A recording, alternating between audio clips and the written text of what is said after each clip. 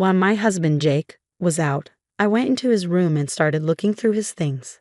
I found several receipts in his drawer, and when I checked them, I saw that they were for brown bags. I had never received brown bags as gifts from Jake, and when I looked around the room, I couldn't find any women's bags. So I figured he must have bought them for someone else, maybe his lover. I can't believe he used our shared credit card to buy gifts for her. If he's using our credit card, doesn't that mean he's using my money too? I never thought Jake could be this terrible. My name is Lily, and I'm a 40-year-old office worker. I work at a well-known clothing company, so I'm paid well. After working hard all my life, I've reached a high position in my department.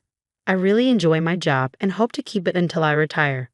Even though I'm a workaholic and busy all the time, I have a family. I've been married to Jake for 10 years, and our son, Max, is 10 years old, the same age as our marriage. We all live happily together, but I do have some worries. My biggest worry is that Jake doesn't work much. I met Jake through work. At the time, I was working for a brand that appeared in a fashion magazine, and Jake was a fashion model.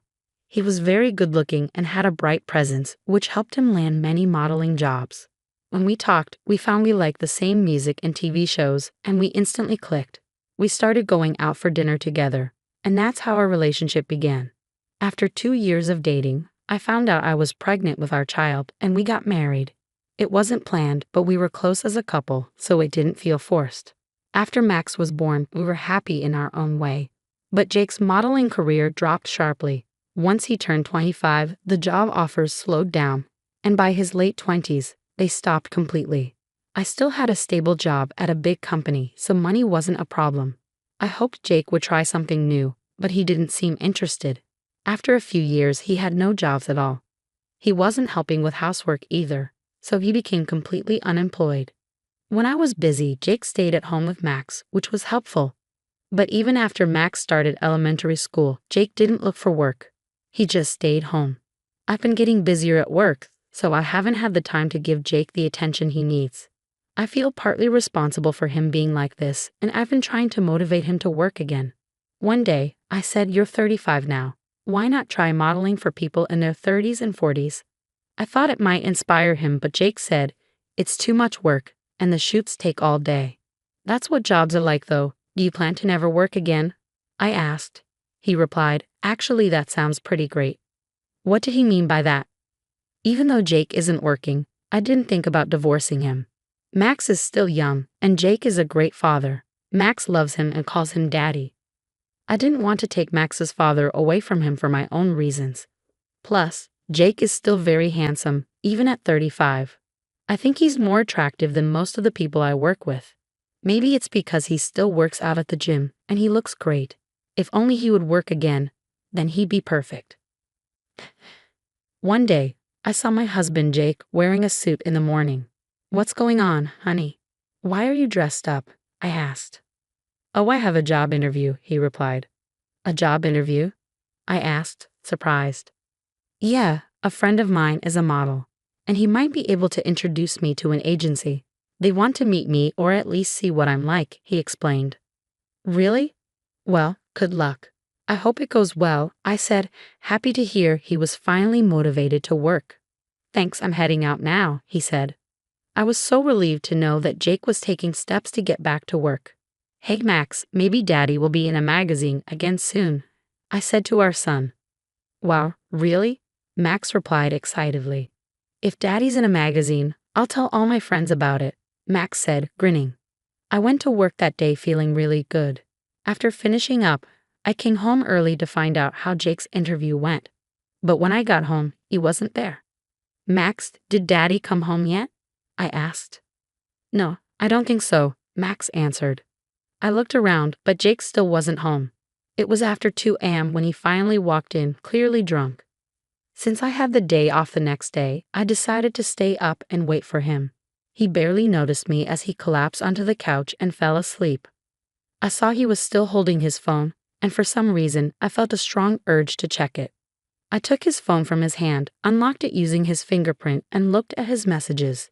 To my shock, I found intimate messages between Jake and a woman named Ruby. One of her messages said, "Dinner was delicious, and the hotel afterwards was so much fun." What was going on? I quickly took a photo of the conversation for proof. I recognized Ruby's face from her profile picture. She used to be a model for a fashion magazine, and I had worked with her a few times before.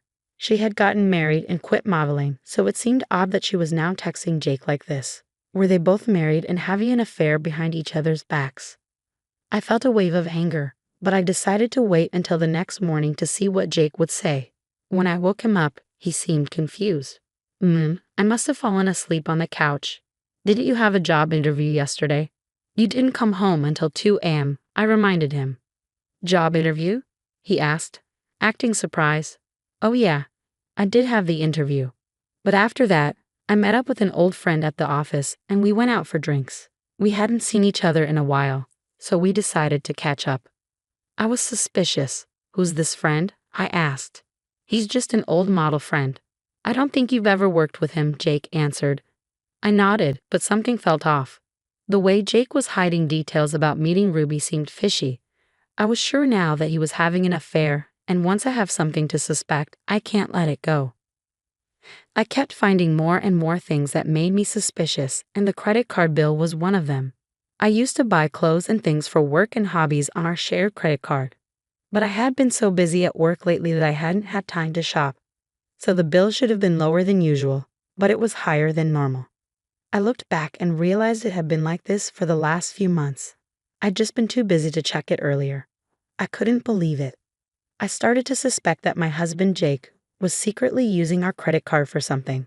I gave him the card for family expenses, and he usually spent about the same amount each month, so I didn't worry. But now, it seemed like he was spending a lot more money without telling me. I was sure it was to buy gifts for Ruby, his lover. Jake must have thought he could trick me with the story about his job interview. After that, he started going out more on weekends, saying things like, I was invited to go out with a friend from the agency. It was clear he was having an affair without any hesitation. I decided I would find out everything while I still could. One day, when Jake was out, I went into his room and started looking through his things. I found several receipts in his drawer. When I checked them, I saw that they were for women's brand bags.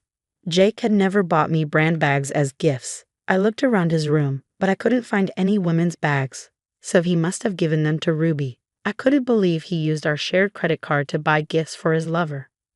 If he's really using our credit card, then that means he's spending my money too. I never imagined my husband could be this selfish.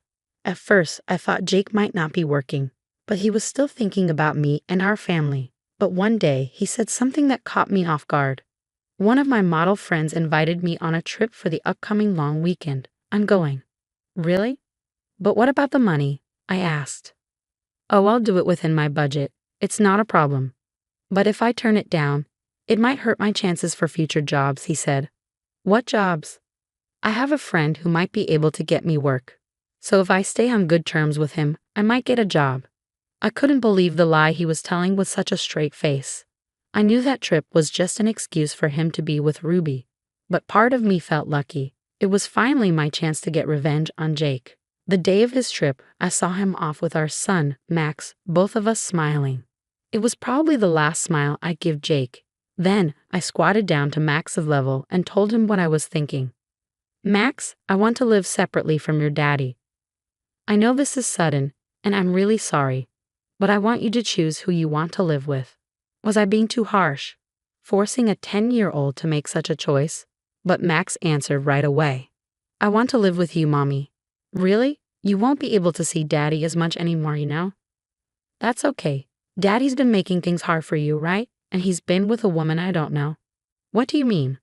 Sometimes when I come home from school, I see this woman I don't recognize at the house with Daddy. What? He brought her into our house. Daddy says she was someone he was working with, but she always leaves when I show up, so I don't know who she is. How could Jake be so horrible and selfish? I couldn't believe he tried to deceive our son too. Hearing this, I was completely done with him. At first, I was going to just stop the credit card in time for Jake's trip, but then I changed my plans. I was going for full revenge. I knew who Ruby's husband was, and I had visited him at his home with a business associate a long time ago. They lived in a really nice house, and they probably hadn't moved out yet. I checked Ruby's Facebook and found her husband's profile. But they still live in the same house, based on the recent photos I saw. I contacted my parents and brothers, explained the situation, and they immediately came to help me pack up Jake's belongings. I sent Jake's things to the house where Ruby lived, along with the proof of the affair and a letter addressed to Ruby's husband. Then I suspended the credit card we shared, packed up my stuff, and moved out. Theo, now that we've stopped Daddy's card, let's get out of here. Yeah, sure. For now, we decided to go straight to my parents' house and stay there temporarily.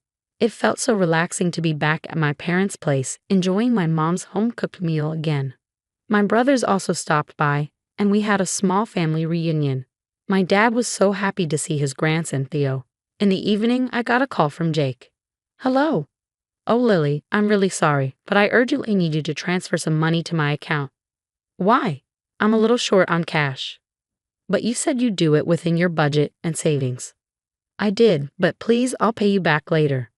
How are you going to pay me back when you're not even working? Well, I'm about to get a job with the agency. I'll have money soon. Please, I beg you. You can't come home like this, or they'll stop working with me. I see. So where's this agency? Huh? You're about to get a job, right? Can you at least tell me the name of the agency and the model you're working with? Oh, you can't say it? Why? I completely forgot. Really? What are you going to do about that? I'll call the agency and check. No, don't do that. You'll embarrass me. I'm not buying your lies anymore. You're traveling with a woman, right? What are you talking about? Ruby Green. She's a former model you worked with. She's married now. Jake let out a scream, one I had never heard from him before, sounding really upset. That's crazy talk. Who did you buy all those brand goods for? You gave them to Ruby with our credit card, didn't you? I don't know what you're talking about. Well, it doesn't matter because the truth will come out soon. I suspended the credit card. I don't know if it's the hotel bill or the restaurant bill you can't pay, but you're on your own. When you get home, just sign the divorce papers. Goodbye. Divorce? What the hell are you saying? I hung up on him and turned off my phone. Now Jake wouldn't be able to reach me. He'd have to suffer through his trip. A few days later, Jake showed up at my parents' house, looking exhausted. Oh, Lily, I'm really sorry. Please forgive me. He dropped to his knees, begging. I won't forgive you. I already said I'm divorcing you. I can't stay with someone who betrayed our family like this. No, please. If this continues, it'll only make things worse for you. According to Jake, Ruby's husband found out about the affair when I sent Jake's things to Ruby's house. Ruby's husband came to Jake's house after the trip, and now Jake was in trouble because Ruby's husband was demanding alimony. Well, that's none of my business now, and of course, I'll be charging you and Ruby alimony too. You'll have to pay child support as well. Oh no, I'm sure you destroyed the divorce papers I left at home, so I've got new ones here. Jake had no choice but to sign the divorce papers, surrounded by my family. The divorce was finalized without any more drama. My ex-husband and his lover were both stuck paying alimony. Now, Jake works as a bartender to cover the alimony and child support payments. One of my colleagues visited the bar and told me that Jake was being taunted by younger coworkers, like hurry up and make this drink. Well, he deserved it. On the other hand, I rented an apartment near my office, where Theo and I now live happily.